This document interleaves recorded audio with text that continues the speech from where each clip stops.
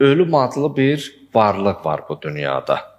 Yəni, dünyanın varı, dövləti, mülkü, sərvəti, faniliyin insan ölüm anında bilir. Yəni, artıq can üstündə olanda, bəzən insan nə qədər o hala, o vəziyyətə düşməyib, o ana gəlib çatmayıb, bəzən bu sözlərin hətta həqiqət olmasına belə biganə yanaşır.